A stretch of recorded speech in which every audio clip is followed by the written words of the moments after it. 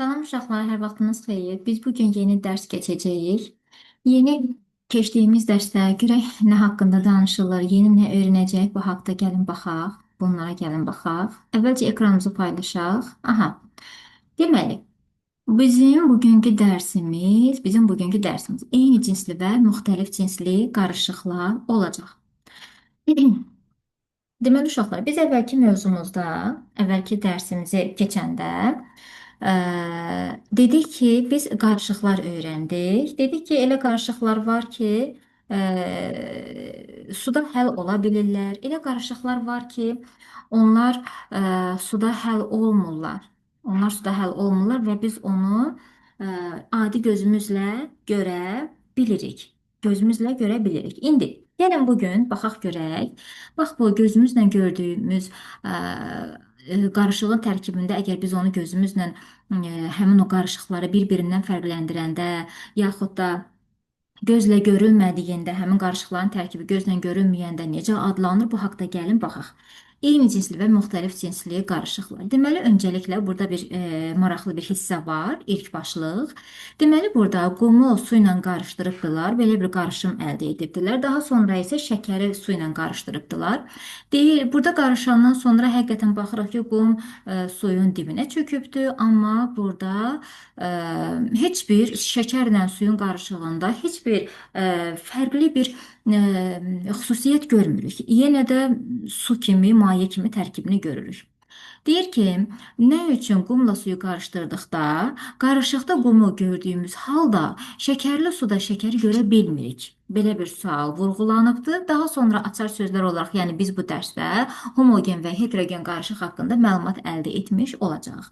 İndi belə bu sualı belə cavablandıra bilərik ki, uşaqlar, qumun özü bildiyimiz kimi suyun içərisində həll olmadığına görə suyun içərisində qarışsa belə biz yenə də qumun dibinə çöktüyünü görə bilirik. Deməli, bu suyun içərisində qarışmadı. Amma şəkər suyun içərisində qarışdığına görə, tam həll olduğuna görə biz əvvəlki dərslərdən zərrəcik misalında demişdik. Yəni, şəkərin zərrəcikləri, molekulları su molekullarının arasında paylandığına, bölüşdüyünə, qarışdığına görə biz burada şəkəri xüsusilə ayrıca görə bilmirik. Bu da bir. Daha sonra fəaliyyət bölməsinə gəlin baxaq. Deyir ki, qarışıqların növünü necə müəyyən etmək olar? Bizə lazım olan ləvazimatlar 4 dənə stəkandır, qaşıqdır, su, xörək duzu, etil spirti, günə baxan yağı və təbaşir tozu olacaq. Deməli, 1, 2, 3, 5 dənə qarışıq, 5 dənə maddədir. Tamam. İşin gedişatı nədir? Deyir ki, yarım stəkan su götürübdülər. 4 dənə nəsə, yarım stəkan su götürübdülər. Stəkanın birinə xörək qaşığı ilə xörək duzu tökübdülər. Daha sonra digər stəkana etil spirti tökübdülər. İkinci qrup isə yarım stəkan suya az miqdarda biri təbaşir tozu tökübdü, digəri isə yağ tökübdü. Burada yağ olmalı, hə. Digəri isə yağ tökübdü. Deməli, müzakirə üçün suallar verilibdir ki, birinci təcrübədəki qarışıqların oxşar cəhəti nədir? Baxın, uşaqlar, xörək duzu ilə etil spirti bizim evdə iynə vurarkən istifadə etdiyimiz spirt də deyə bilərik. Həmin o spirti xörək duzu ilə suyu qarışdıranda suyun içərisində tam həll olduğuna görə, hər ikisi də suda həll olduğuna görə biz belə deyək, sadəcə bir maddə almış oluruq. Yəni bu aldığımız yeni maddənin tərkibində fərqli əlavə şeyləri görmürük. Həmin bu maddələrin su ilə ayrıldığını görmürük. Deməli, hər ikisi də suyun içərisində həll olan maddə oldu. İkinci təcrübədə isə oxşar cəhəti nədir? İkinci təcrübədə nə idi? Təbaşir tozundan yağ idi, düzdürmü? Təbaşir tozunu bilirdik ki, suda həll olmayan maddədir. Ona görə suyun dibinə çöktü. Yağı deyəndə yağ da suda həll olmayan maddədir və yağ da suyun üst tərəfində toplanıb qalmış olacaq. Deməli, hər ikisində də, yəni ikinci təcrübədə hər iki qabda da hər iki maddələr də suda həll olmadığına görə sudan ayrılıb durdu. Biz də bunu gözümüz vasitəsilə gördük. Deyir ki, birinci və ikinci təcrübədən alınan qarışıqlar bir-birindən nə ilə fərqlənir? Bununla fərqləndi ki, birinci qarışıqda suyun içərisində, birinci təcrübəmiş və olan maddələr suda həll oldu. İkinci təcrübəmizdə isə bu maddələr suda həll olmadı. Deməli, bir qrup həll olan, digər qrup isə həll olmayan maddələr oldu. İndi etil spirti, su, günəbaxan yağı, su qarışıqlarını hissəcik modeli ilə necə təsvir edərsiniz? Baxın uşaqlar, gəlin burada bu modeli verək. Məsəl üçün, bax, bir dənə qabımızı burada çəkirəm. Biraz çirkin çəkdim, eybi yoxdur. Bir dənə də qabımızı, bax, burada çəkirəm.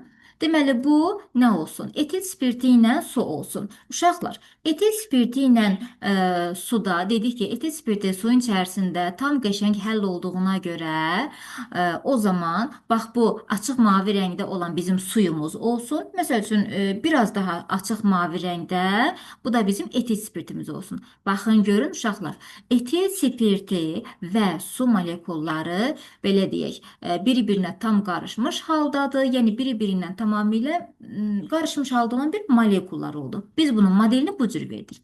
Daha sonra yağla suyu mən əgər modelini verirəmsə, dedik ki, yağın sıxlığı suyun sıxlığından yüngül az olduğuna görə sıxlığı az olan maddələr hər zaman yuxarı hissədə yığılıb qalmış olur. O zaman yağ, üzr istəyirəm, geriyə çək, bunu çəkək. Hə, o zaman su qabın dibində olacaq. Su qabın dibində olacaq, amma yağ isə suyun səthi. Bu nə idi? Bu qarışdı geri.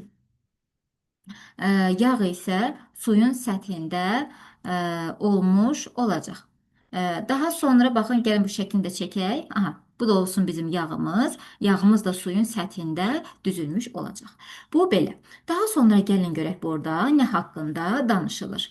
Deməli, deyir ki, bəzi qarışıqlarda onu təşkil edən maddələri gözlə görmək olmur. Bəli, bayaqlar nə demişdik? Bax, burada görsəm, sudur, etil spirtidir. Su ilə etil spirtini qarışdırdıq və burada gözlə görünməyən eyni cinsli qarışıq əmələ gəldi.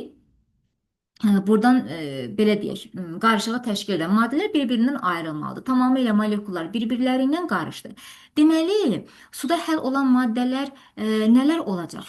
Şəkərdir, xörək tozudur, etil spirtidir, həmçinin soda əvvəlki dərsimizdə var idi.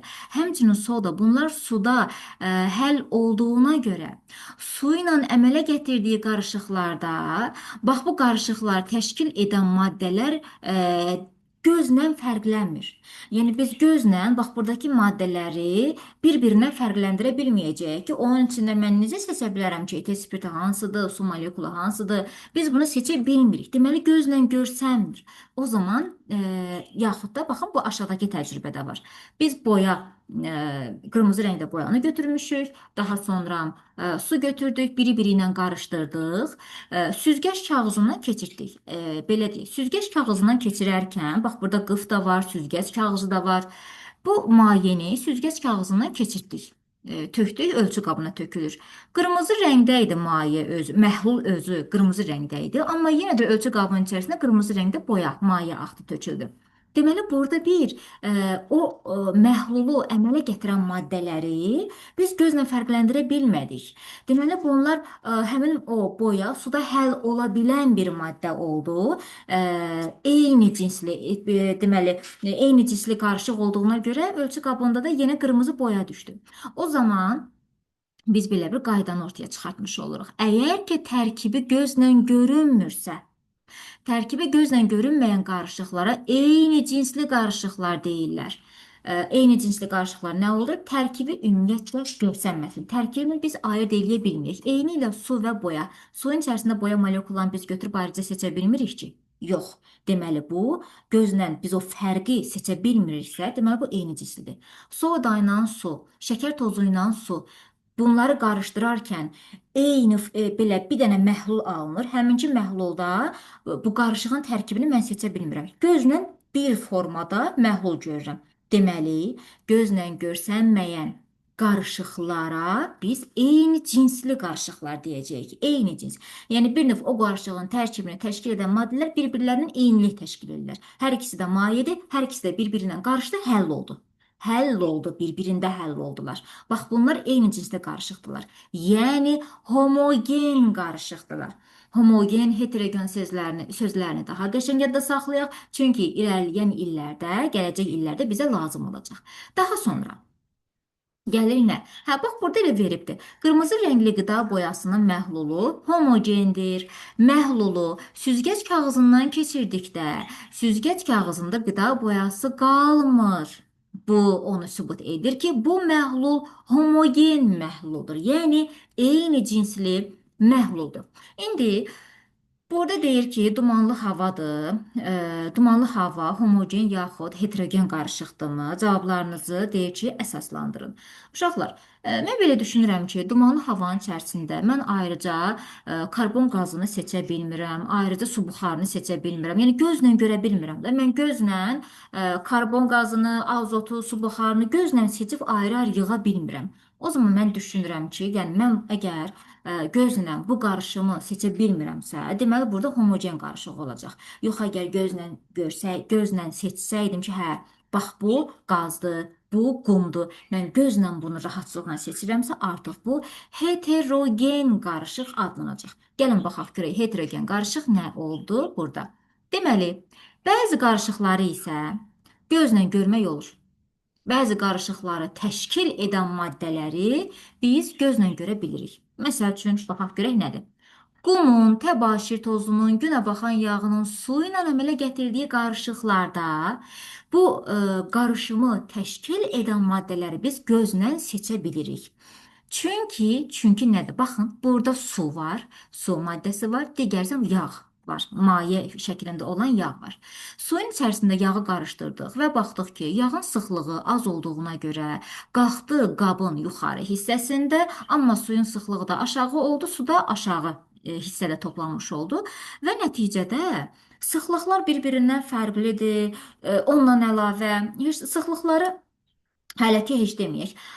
Maye yağ, duru yağ deyək, su ilə qarışmadığına görə, suda həll olmadığına görə bu qarışıqlar bir-biri ilə ayrıldılar. Çünki həll olmadılar. Və biz gözlə baxanda həqiqətən də gözlə görürük ki, yağ hissəsi hardadır, su hissəsi hardadır. Biz bunu gözlə görürük. Hə, o zaman əgər ki mən qarışımımın tərkibini gözlə görürəmsə, qarışımın tərkibi gözlə görünən qarışıqlara müxtəlif cinsli qarışıqlar yaxud da ki heterogen qarışıqlar deyəcəyik. O zaman uşaqlar, burada bir nə var? Deyir ki, maddələr kimyəvi birləşmə əmələ gətirdikdə onlar öz xassəsini itirir və əmələ gələn birləşmə artıq yeni xassəli olur. Yeni xassəli olur. Deməli, burada nə oldu? Maddəni əmələ gətirən bir dənə maddələrim idi. Mən bunları qarışdırdım. Qarışdırdığım üçün bunlar bir-birlərində həll oldular. Bir-birləri ilə fərqli şəkildə qarışdılar və artıq yeni bir maddə ortaya çıxdı. O zaman bu maddənin əmələ gəlməsində iştirak edən fərqli-fərqli maddələr vardı ha, yəni qarışıqları əmələ gətirən maddələr özü özlüyündə ayrıca bir dənə fiziki xassəsi var idi. Amma bu maddələr bir-birləri ilə qarışdığına görə, bir-birlərində həll olduğuna görə, belə deyək də, bəzi kimyəvi birləşmələr artıq yeni bir maddəyə çevrilir və nəticədə yeni bir xüsusiyyət qazanırlar. Bunu necə bilərik? Məsəl üçün, atmosfer havasında hidrogen qazı da var, oksigen qazı da var. Hidrogen qazı ilə oksigen qazı bir-bir özü özlüyündə onlar hər birinin ayrıca xüsusiyyəti var. Hər birinin ayrıca fiziki xassəsi var. Hər birinin ayrıca, nə bilim, sıxlığı var, hər şey var. Ayrıca öz xassələri var. O zaman əgər ki, hidrogen qazı ilə oksigen qazını mən bir-birləri ilə birləşdirsəm, reaksiya yaparsam, birləşdirsəm, artıq bu qazlar öz xassələrini itirəcək və yeni bir maddə alınacaq. Həmin yeni maddənin də yeni bir xüsusi xassəsi olacaq. Məsəl üçün, baxın burada var. Hidrogen qazı normal şəkildə 2 dənə atomdan ibarətdir. Oksigen qazı 2 dənə atomdan ibarətdir. Bunlar bir-birlərinə reaksiya getirlər.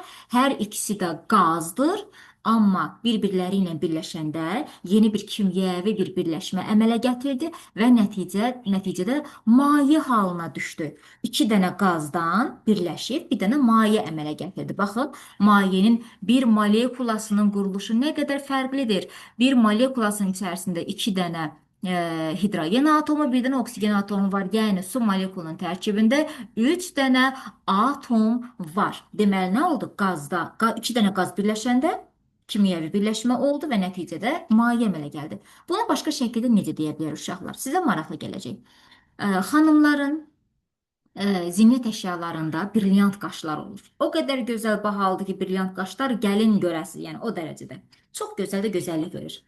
Brilyant, biri brilyant olsun, digəri isə kömür. Mağazada satılan, kebab bişirmək üçün istifadə etdiyimiz kömür. Bu hər iki maddənin tərkibi eynidir. Hər ikisinin də tərkibi karbondur. Karbon atomundan ibarətdir. Karbon atomu bu cür yazılır. Karbon. Karbon qazının tərkibində karbon qazı CO2 yazılır da ha. Bax bu karbon qazının tərkibindəki bax bu C karbondur.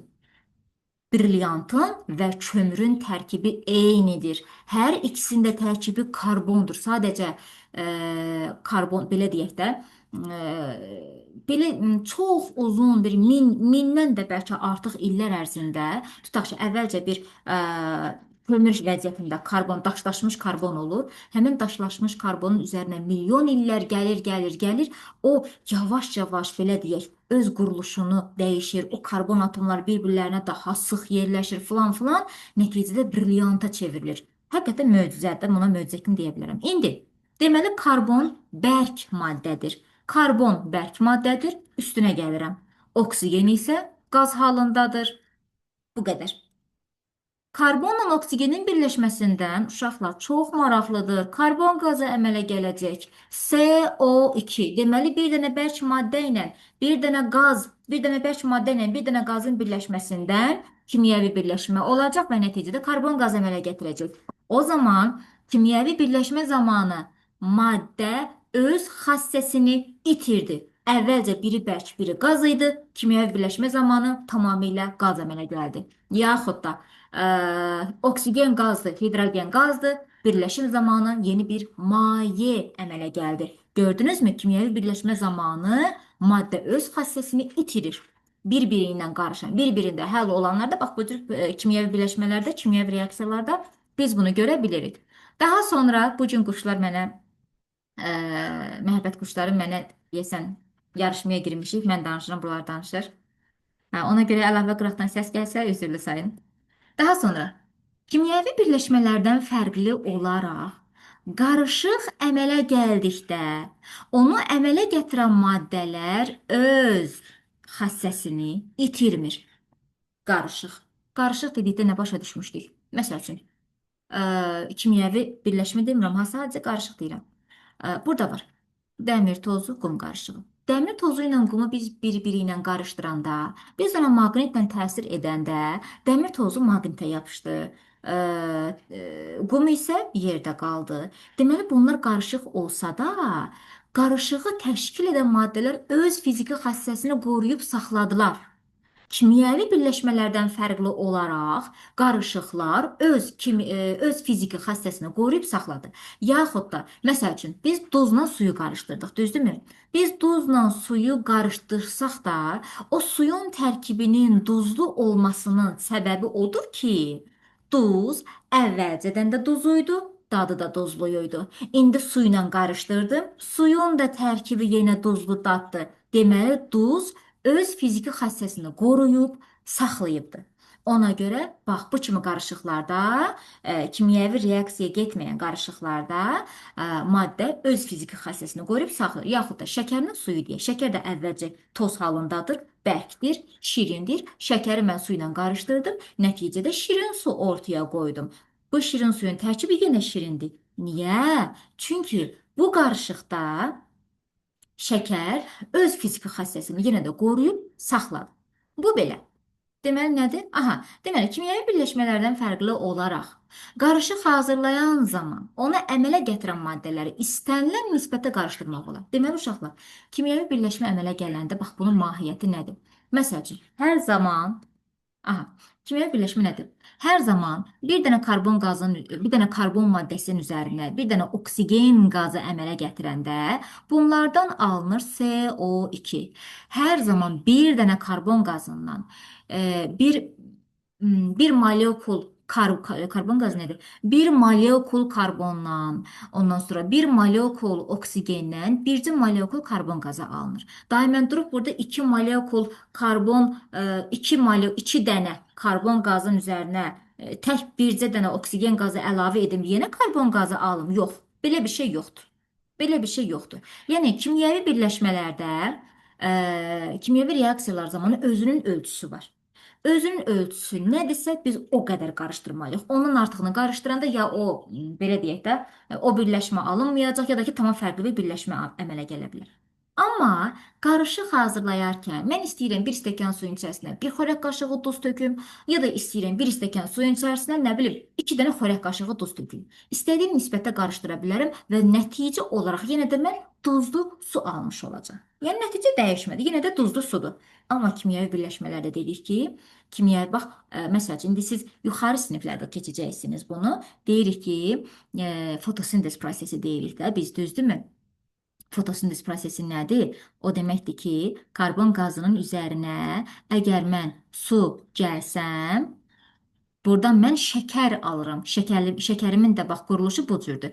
C6H12O6. Şəkərim əmələ gəlir, əlavə qıraqdan oksigen də əmələ gəlir. Oksigen molekulu əmələ gəlir. Biz ki deyirik ha, bitkilər fotosintez eləyirlər, üzvi maddə əmələ gətirirlər, yəni şəkər əmələ gətirirlər və ağaclar ətrafa oksigen qazı verir. Niyə? Baxın bu reaksiyanın hesabına. Bu reaksiya zamanı biz nəyə fikir verəcəyik? Burada 6 molekula 6 dənə oksigen qazı əmələ gəlməlidir. 6 dənə karbon qazı əmələ gəlməlidir. 6 dənə karbon qazı olmalıdır və 6 dənə də su olmalıdır. Səhv etmirəmsə bu cür olmalıdır reaksiya. Deməli 12-si burada 12, 18, 12, 18 düzdür. Deməli uşaqlar, bu bizim kimyəvi birləşməmizdir. Deməli hər zaman 6 dənə karbon qazı molekulası, rəngini dəyişim. Aha, deməli hər zaman 6 dənə karbon qazı molekulasının üzərinə 6 dənə su molekulunu gəlsəm, bir dənə qəşəng üzvü maddəmi, yəni şəkərimi alacağam və plus da 6 dənə oksigen molekulu alacağam. Baxın uşaqlar, görün burada saylar necə dəqiqdir. Yəni bu saylar 100%dir ki, yəni bu şəkərin alınması üçün sadəcə biz 6 dənə karbon qazından istifadə eləməliyik. 6 dənə su istifadə eləməliyik. Əgər ki burada 5 dənə karbon qazı qoysam, alınmayacaq. Deməli, kimyəvi birləşmələr zamanı kimyəvi birləşmə aparacağımız bax bu maddələrin dəqiq miqdarı olur. Miqdarından kənara çıxma ola bilməz. Amma istənilən qarışığı hazırlayanda istədiyim qədər qarışığı müxtəlif nisbətdə götürə bilərəm. 1 kilo maqnit tozundan götürə bilərəm, 100 kilo da belə tabaşir tozu da götürə bilərəm. Durub bir-biri ilə qarışdırsam da, maqniti ora yaxınlaşdırsam, maqnit dəmiri özünə cəzb edəcək. Deməli, qarışıq hazırlayan zaman biz istədiyimiz nisbətdə qarışımı götürə bilərik. Ümid edirəm ki, başa düşdünüz. Öyrəndiklərinizi tətbiq edin. Qumu su ilə qarışdırdıqda yeni xassəli maddə əmələ gələ bilərmi? Fikrinizi əsaslandırın. Tamam, fikirləşirəm. Mən nə yadıma salıram 5-ci sinif dərsliyimdən? Qumla, bax belə bir qabın içərisində qumla suyumu qarışdırdım. Amma nəticə etibarilə mənim deməli qabımın dibinə bir dənə çöküntü çöktü. Amma qabımın yuxarı tərəfində qəşəng mavi su burada ayrıldı. Deməli, qumla suyu qarışdıranda qum suyun içərisində həll olmadığına görə, belə deyək, burada bir kimyəvi bir reaksiya, kimyəvi birləşmə olmadığına görə, o zaman yeni xassəli maddə əmələ gələ bilməz. Yeni xassəli maddə əmələ gələ bilmədi. Bu qarışıq oldu heterogen qarışıq, yəni müxtəlif cinsli qarışıq və bu qarışığı təşkil edən maddələr, artıq bu qarışıq oldu. Bu qarışığı təşkil edən maddələr öz fiziki xassəsini qoruyub saxladılar. Yeni maddə əmələ gəlmədi. Bu belə. Daha sonra. Nefti quyudan çıxartdıqda onun tərkibində müəyyən miqdarda qum və su olur. Yaxşı. Neftdən bu maddələri ayırmaq üçün hansı üsulları təklif edirsiniz? Bu üsullar hansı ardıcıllıqla aparmaq lazımdır? Yaxşı, gəlin fikirləşək. Neftin tərkibində qum da olur, neft də olur, daha sonra su da olur. Gəlin əvvəlcə fikirləşir uşaqlar. Dedik ki, neft biraz yağ mənşəlidir də, düzdürmü? O zaman belə fikirləşək ki, ən azından suyun səthində neft olacaq. Gəlin yazaq. Bax, suyun səthində, bax burada neft olsun. Suyun səthində neftimiz olsun. Bu başqa məsələ. Daha sonra tərkibində qum da olur. Yaxşı, qum dediyimiz kimi sıxlığı suyun sıxlığından çox olduğuna görə qum suyun dibinə yenir. Gəlin qumumuzun şəklini çəkək. Biraz o qədər də göyçək olmayacaq amma buradan çəkək. Bu da bizim qumumuz olsun.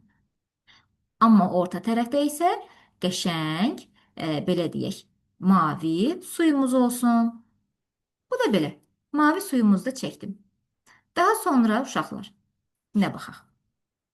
Deyir ki, indi bu qarışıqları ayırmaq üçün hansı üsullardan istifadə edə bilərsiniz? Mən əvvəlcə fikirləşirəm ki,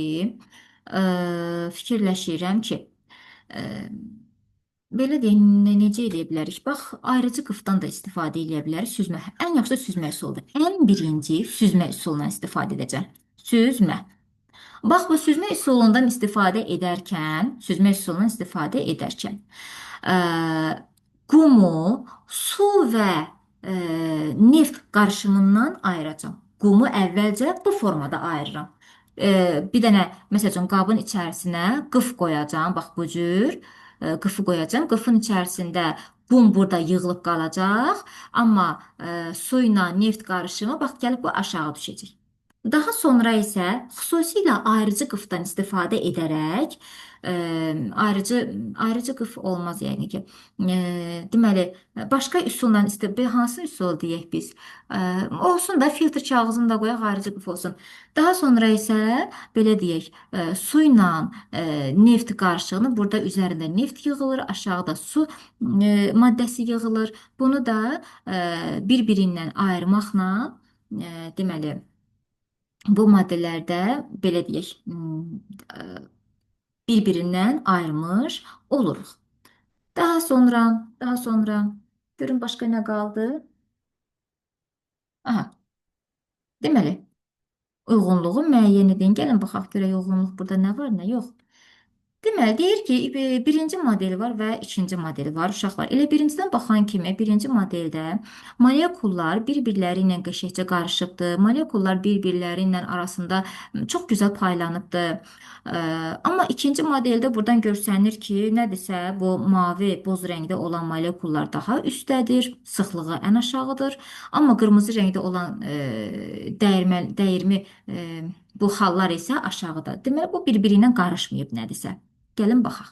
Deyir ki, uyğunluğu müəyyən edin. Heterogen qarışıq. Uşaqlar, bu ikinci modelimizdə iki dənə maddə bir-biri ilə tamamilə ayrıldığına görə biz bunlara müxtəlif cinsli qarışıq deyəcəyik, yəni heterogen qarışıq deyəcəyik. Yaxşı, heterogen qarışığa nə aid olacaq? Su, etil spirti, su, təbaşir. Su ilə etil spirti bir-birləri ilə çox rahat şəkildə qarışırlar. Aid olmaz bu. Amma su ilə təbaşir bir-birlərini birinci belə qarışdırırsan, daha sonra təbaşir suyun dibinə çökür və nəticədə gözlə görsənir ki, bunlar ayrı-ayrı maddələrdir.